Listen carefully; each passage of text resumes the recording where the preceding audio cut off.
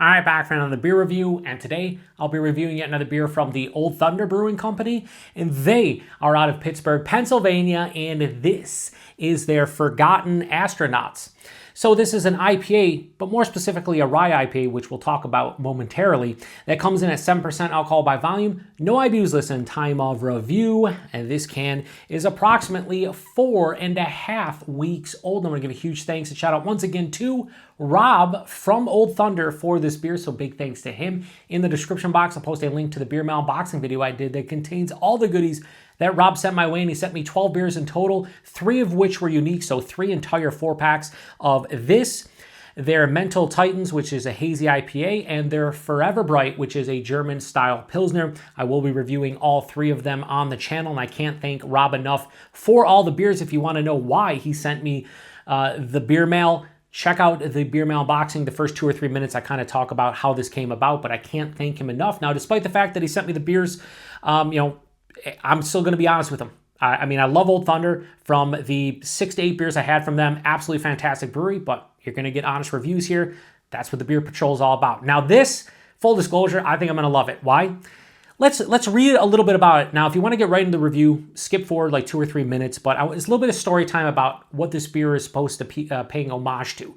And we're going to start with the little spiel here they have, a little paragraph. It says, our San Diego-inspired IPA, brewed with rye malt and a blend of Nelson Sauvin and Nectaron hops.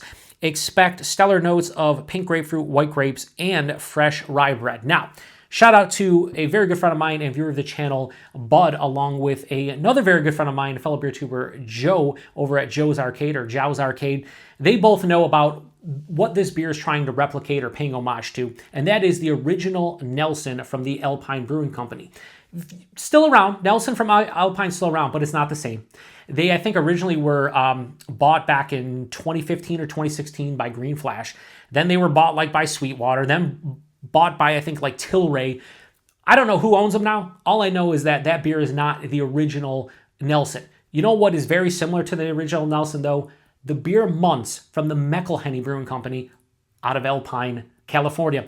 The Mcilhenney family were the originators, the founders of the Alpine Brewing Company, and their key beer was the aforementioned Nelson. That was one of their beers back in like the late 2000s, early 2010s that people went nuts about. It's basically a Nelson Sauvin Rye IPA.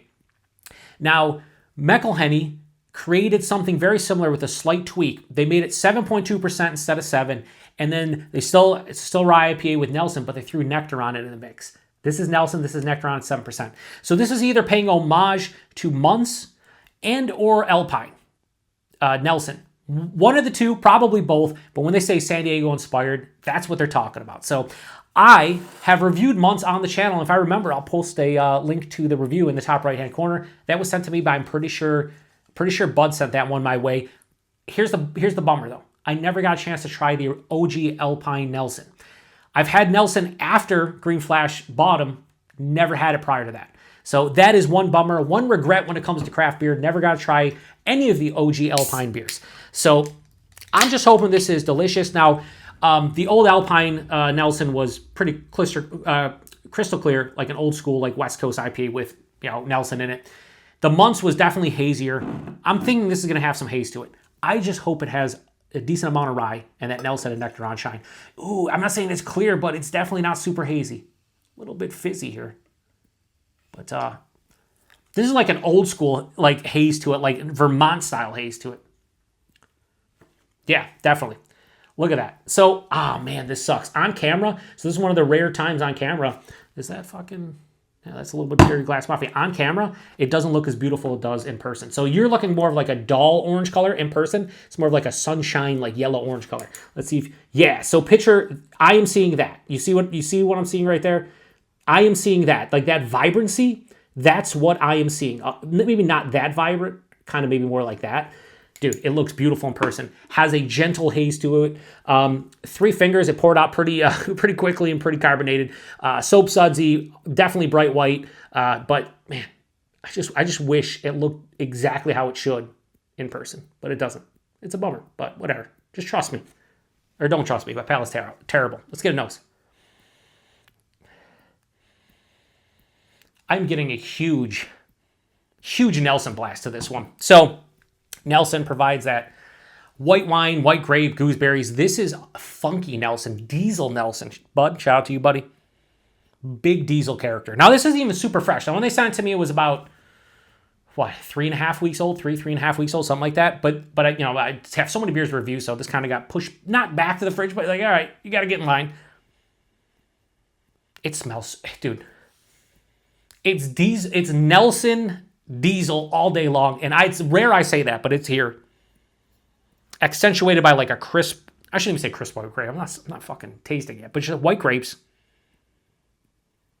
Grapefruit, like an underripened peach or nectarine, and then a nice little zippy, zesty kind of rye kind of feel to it.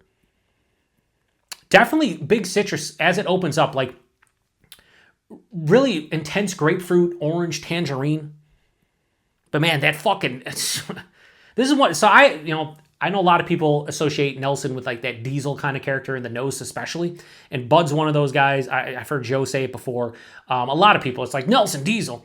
And maybe a half dozen beers I've got picked up on the diesel. This is all day. Yeah, all fucking day long smells like diesel gas.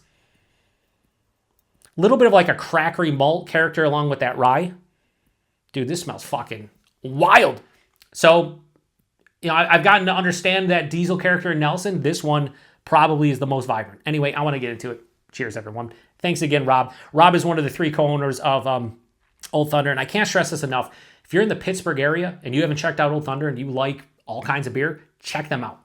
Huge thanks to another friend of mine and viewer of the channel, Dan, who introduced me to Old Thunder a couple years back. I think it was like 3.5 years ago. Shout out to you, good sir. I don't know if you'll happen upon this or even see the Untapped check-in, but you were the reason why I even knew who Old Thunder was. Anyway, cheers, everyone.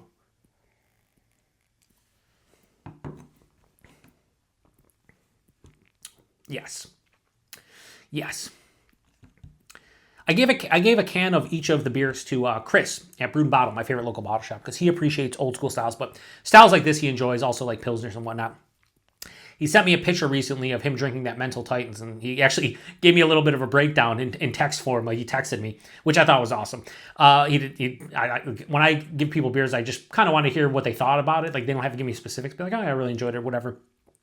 But he really liked that one. I didn't see him drink this one yet. I think he might share this with folks. I fucking love this beer.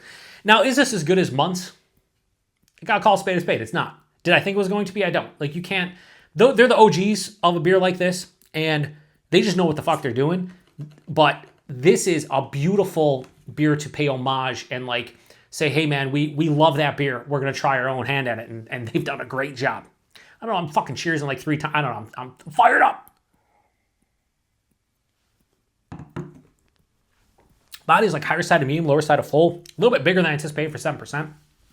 I'd say more like the higher side of medium realm. Has a nice viscosity to it. Look at the fucking glass lacing. Absolutely phenomenal early on here.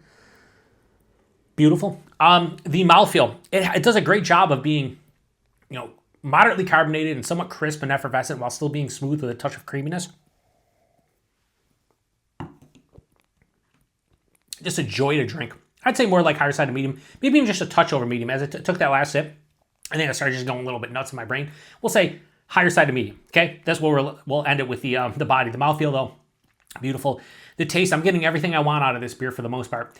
That diesel character actually carried over the taste. A lot of diesel kind of notes, front to back, omnipresent. Forefront, though, oh man, it's so dry.